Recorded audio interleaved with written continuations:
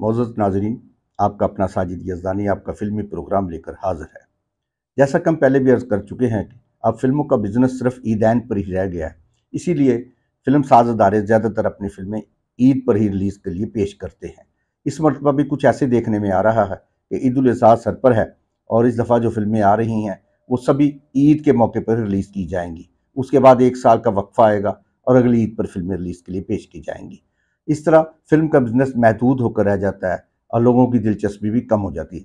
जब मार्केट टूट जाती है, जब गैप आ जाता है, तो वो दिलचस्पी बाकी नहीं रहती जो फ़िल्म देखने वालों के अंदर मौजूद होती है। तो ईदैन का बिज़नेस रह गया है और लोग ईद पर ही फ़िल्म देखने आते हैं और ईद को ही ज़्यादातर फ़िल्मसाज़ अदारे अपनी फ़िल्में नुमाइश के लिए पेश करते हैं।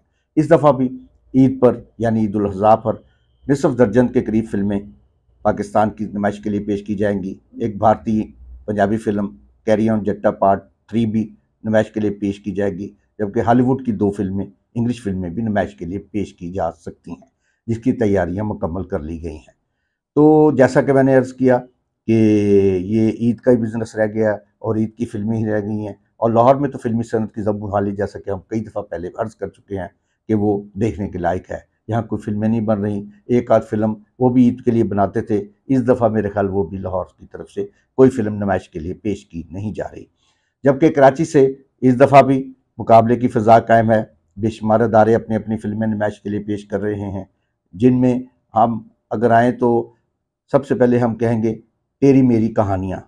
ये बिल्कुल नए अंदाज़ की फ़िल्म होगी, इसलिए कि ये बिल्कुल इस तरह जिस तरह कभी आप अख़बार-ए-जहाँ में पढ़ा करते थे, 3 औरतें, 3 कहानियाँ। उसी तरह ये 3 फ़िल्में और 1 स्क्रीन होगी। एक फ़िल्म, एक टिकट पर आप 3 फ़िल्में देख सकेंगे। ये टेलीफ़िल्में समझ लें जिनको उन्होंने फ़िल्म की शक्ल दे दी है। ये तीनों फ़िल्में एक साथ नुमाइश के लिए पेश की जाएँगी। तो इसमें लोग काफ़ी दिलचस्पी ले रहे हैं। जिन लोगों ने इसका प्रोमो देखा है, उनका कहना है कि इसमें कुछ दिलचस्पी इसलिए भी बाकी है कि 3 फ़िल्में होंगी, तो इनमें से कोई भी फ़िल्म तो उनको पसंद आ जाएगी। इस तरह वो फ़िल्म बिज़नेस कर सकती है। इसी तरह आप आएँ तो आगे दूसरी फ़िल्में जो नुमाइश के लिए, उनमें बच्चों के लिए एनिमेटेड फ़िल्म भी पाकिस्तान में पहली एनिमेटेड फ़िल्म है, जो रिलीज़ की जा रही है, अलादीन के नाम से। उसकी डबिंग भी पाकिस्तानी सितारों ने की है, तो इसलिए बच्चों की दिलचस्पी के लिए वो फ़िल्म भी देखने लायक होगी। एक तफरीही फ़िल्म वीआईपी है, जिसके नाम से ही ज़ाहिर है ये मुकम्मल तफरीही और मज़ाहिया फ़िल्म होगी। इस तरह उससे भी लोगों की बेपनाह तवक्कुआत वाबस्ता है। मगर देखने में यह है कि ये सुपरस्टार्स से मज़ीन फ़िल्में नहीं हैं। जैसे पिछले कई ईदैन पर हुमायूं सईद और दूसरे अदाकारों की फ़िल्में नुमाइश के लिए पेश की जाती थी, तो लोग जोक दर जोक सिनेमाघर देखने के लिए आते थे। मगर इन फ़िल्मों में अब लोगों के लिए देखने के लिए दिलचस्पी की तो बात कोई नहीं, लेकिन ईद है चूँकि और लोग चूँकि सिनेमा तफरीह के लिए ईद पर ही निकलते हैं, तो हो सकता है इनमें से कोई फ़िल्म क्लिक कर जाए और लोगों के मयार पर पूरी उतर जाए।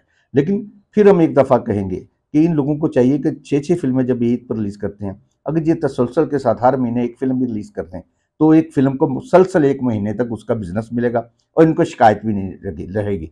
जैसे ईद पर एक जब ये 4-6 फ़िल्में रिलीज़ की जाएँगी, इनमें 2 डाल लें हॉलीवुड की फ़िल्में भी, तो ये निसफ़ दर्जन से भी ज़्यादा फ़िल्में हो जाएँगी, जबकि सिनेमा में 3 या 4 शो होते हैं।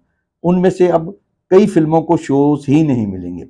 फिर फ़िल्मसाज़ शिकायत करेंगे कि उनकी फ़िल्म को नुमाइश के लिए पेश ही नहीं किया जा सका, सिनेमा ने उनके प्रॉपर शो नहीं दिए। इसलिए हमारी गुज़ारिश फ़िल्मसाज़ से ये है कि वो हर हफ़्ते या हर 2 वीक के बाद एक फ़िल्म नुमाइश के लिए पेश करें।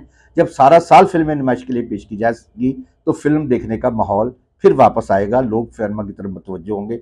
जब ये सिलसिला टूट जाता है, ईद के ईद ही आना है, तो फिर लोग भी ईद को ही फ़िल्म देखने निकलते हैं और फिर उसका रिज़ल्ट आपके सामने है कि फ़िल्म बीनी जो है वो तसलसल कायम नहीं रहता, लोग सिनेमा घरों में आने को तरजीह नहीं देते, लोग अपनी-अपनी तफरीहात में मगन हैं। इसलिए फ़िल्मी सनत को मिल बैठ कर ये फ़ैसला करना है, उनकी तरजीहात क्या हैं, उन्हें शोज़ प्रॉपर मिलने चाहिए। उसके लिए ज़रूरी है कि कोई रिलीज़ कमेटी आए, फ़िल्म रिलीज़ कमेटी, जैसे माज़ी में हुआ करता था, कि वो फ़िल्मों की रिलीज़ डेट मुहैया करे। जब उनको रिलीज़ डेट मिलेगी, तो कम से कम एक फ़िल्म को प्रॉपर 1 महीना नुमाइश के लिए पेश करने के लिए वक़्त मिल जाएगा और जिससे लोग कुछ-कुछ करके आ जाएँ, थोड़े करके आएँ, ज़्यादा करके आएँ, सिनेमा में आएँगे। अगर फ़िल्म मयार पर पूरी उतरी और ये मेरिट पर हुई, तो वो इंशाल्लाह कामयाबी भी हासिल करेगी। मगर उसके लिए ज़रूरी है कि फ़िल्म का सब्जेक्ट नया होना चाहिए, फ़िल्म का माहौल नया होना चाहिए, म्यूज़िक दिल को छू लेने वाला होना चाहिए, अदाकारी जानदार और शानदार होनी चाहिए। क्योंकि पाकिस्तानी फ़िल्म अब पाकिस्तानी फ़िल्म नहीं रही।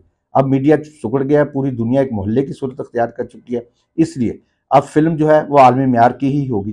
जैसे लेजेंड और मौला जट पूरी दुनिया में उसने शानदार बिज़नेस किया। उसका रिकॉर्ड पाकिस्तान में कोई फ़िल्म ना तोड़ेगी ना तोड़ सकती है, इसलिए कि उसको प्रॉपर तरीके से बनाया गया। उसे 5-6 साल लगे फिल्म बनाने में। उन्होंने बड़ी मेहनत से, नए अंदाज से, फिल्म साजी के नए तकाज़ों पे पूरे उतरते हुए ये फिल्म बनाई, तो उसने कामयाबी भी हासिल की। अब दूसरे फिल्म साज भी अगर ये समझें कि उनकी फिल्म कामयाबी हासिल करेगी और दुनिया भर में यकसा मकबूलियत हासिल करेगी, तो उन्हें चाहिए कि वो मिल बैठकर कोई शानदार और मुनफरद अंदाज का सब्जेक्ट तलाश करें, अच्छा म्यूज़िक ढूंढें, अच्छे सितारे लें और अच्छी सोच की हामिल जो टीम मुहैया करें, जिससे फिल्म भी सिनेमा की तरफ फिर से मतवज्जो हों। बहुत शुक्रिया।